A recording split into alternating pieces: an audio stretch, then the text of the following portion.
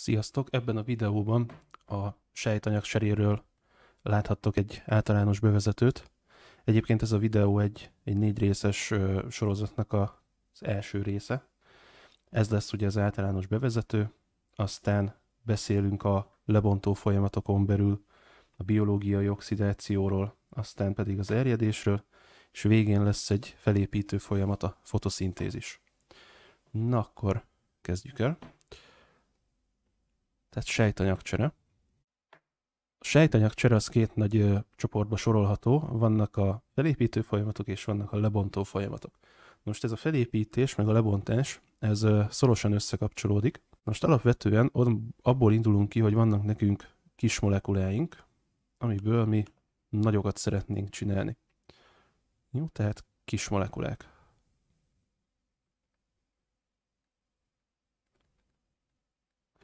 És hát vannak nekünk olyanok, hogy nagy molekulák.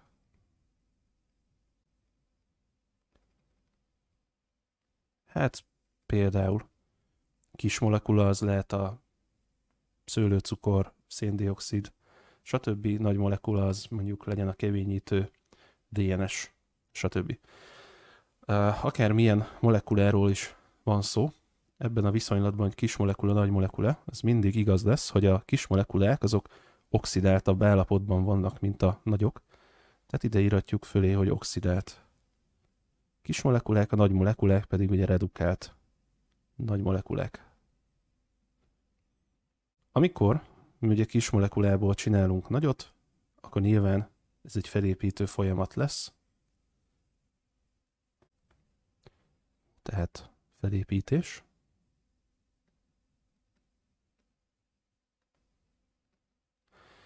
És nyilván a felépítő folyamat az energia igényes, tehát energiát kell befektetni.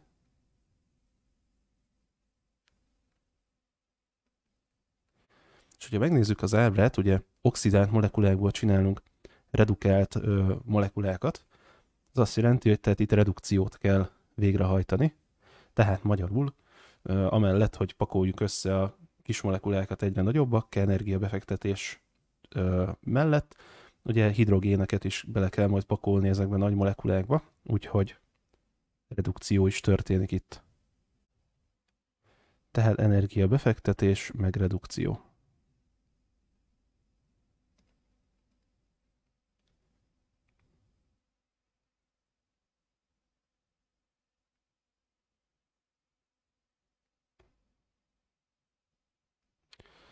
Na, hogy történik meg ez az energiabefektetés? Hát ez úgy fog megtörténni, hogy ugye ATP molekulának az energiáját kell ilyenkor felhasználni. Tehát van nekünk ATP-nk, egy magas energiatartalmú molekula, és ennek az energiája felépítő folyamatokban felhasználódik, és lesz nekünk ADP-nk, meg foszfátionunk. Na, hogy történik a redukció? Hát a redukció úgy fog történni, hát mivel felépítő folyamatról van szó, itt a NADP nevű molekula fog szerepelni, neki hidrogéneket kell leadnia, mert ugye ezeket a hidrogéneket bele kell pumpálnunk a nagy molekulákba, tehát hidrogénnel telített NADP-ből indulunk ki. Ez a NADPH meg H+.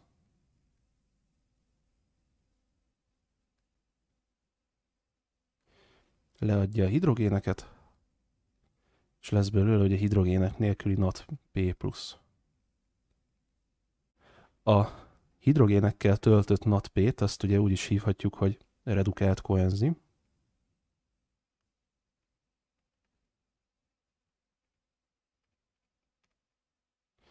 A NADP pluszt, ami már nem tartalmaz hidrogéneket, legalábbis ezt a kettőt, amit szállít, ezt úgy hívjuk, hogy oxidált koenzim.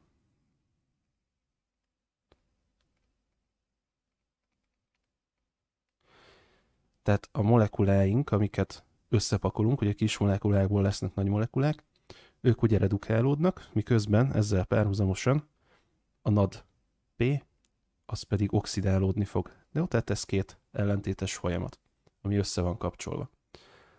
Aztán Jön a lebontás. Ugye ilyenkor redukált nagy molekulából csinálunk oxidált kis molekulát.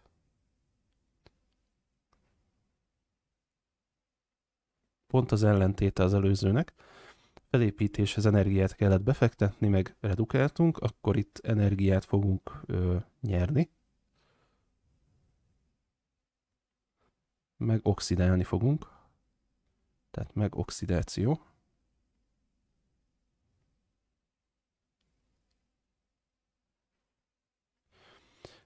Magyarán, ha a redukció azt jelenti, hogy hidrogéneket pumpálunk a molekulákba, akkor az oxidáció azt fog jelenteni, hogy hidrogéneket veszünk el a molekulákból. Na. És ugye az energianyerés, az a másik dolog, az hogy fog történni? Úgy történik, hogy ADP-t pakolunk össze, ADP-t meg foszfátiont, és abból lesz ATP. Hopp, és már össze is kapcsoltuk a felépítő meg a lebontó folyamatokat, mert ez az ATP, ADP, illetve oda-vissza átalakulás, ez egy közös pont lesz. Jó. Na most már akkor csak oxidálnunk kellene. Az oxidáció az pedig úgy fog történni, hogy oxidált koenzimből fogunk redukáltat csinálni, mert hogy ez fogja felvenni a hidrogéneket a nagy molekulákból, amik redukáltak. Na most, mivel lebontó folyamatról van szó, ezért a NAD plusz fog itt szerephez jutni. Tehát itt vagyunk, hogy NAD pozitív. Fölveszi a hidrogéneket, amik jönnek a redukált molekulákból, és lesz NADH meg H plusz. Hurrá! Na most ez a NAD plusz, ő ugye az oxidált koenzim,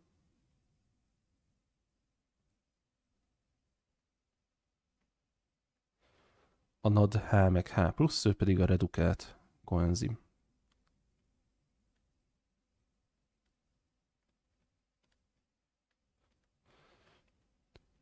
Na, ez nagyszerű, tehát akkor látjuk, hogy ahhoz megint csak logikus, hogy redukált nagy molekulából tudjunk csinálni oxidált kis molekulát, ahhoz ugye a hidrogéneket el kell venni, ezeket a hidrogéneket a NAD plusz fogja fölvenni, és emiatt az oxidált koenzimből egy redukált koenzimet fogunk kapni, ugye, ami hidrogénekkel van tele. És ha nagyon akarjuk, akkor azt is jelölhetjük, hogy redukció-oxidáció szintjén is össze van kapcsolva a felépítés meg a lebontás, mert ez a redukált koenzim, ami keletkezik a lebontó folyamatok során, az felhasználódhat felépítő folyamatok során, és az az oxidált koenzim, ami a felépítés során keletkezik, az felhasználódhat a lebontó folyamatokban. Kezdjük el tárgyalni a lebontó folyamatokat. A lebontó folyamatoknak 2 nagy típusa van. Ugye azt szerint különböztetjük meg ezt a 2-t, hogy kell-e a lebontáshoz oxigén, avagy nem. Hogyha nem kell oxigén, akkor anaerob folyamatokról van szó. Tehát ehhez ugye nem kell oxigén.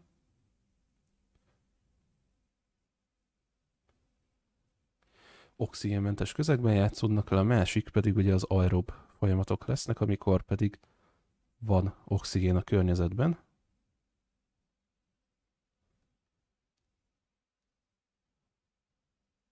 Oké. Na most anaerob folyamatoknak folyamatok közül ugye egyet szoktunk tanulni. Ezt úgy hívjuk, hogy erjedés.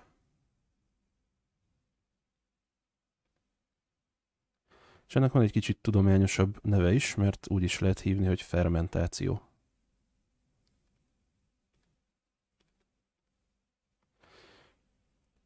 Na most ebből a erjedésből, hát van rengetegféle, de ebből csak 2 szoktunk tanulni. Az egyiket úgy hívjuk, hogy alkoholos erjedés. A másikat úgy hívjuk, hogy tejsavas erjedés.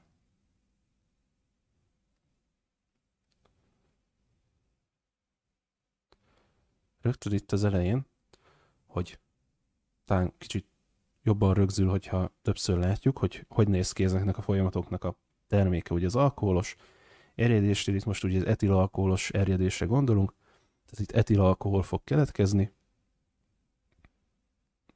Ennek ez a képlete. És oda is írom, hogy etilalkohol.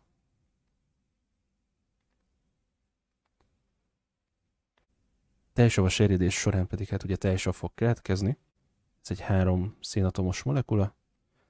Egyik végén van egy karboxil csoport, hogy ugye savnak hívhassuk.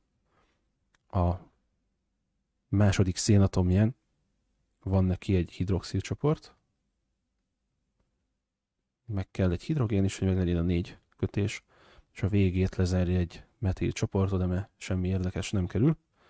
És akkor ő lesz a tejsav. Aerob lebontó folyamatokból is csak egyet tanulunk. Ezt úgy hívjuk, hogy sejtlégzés.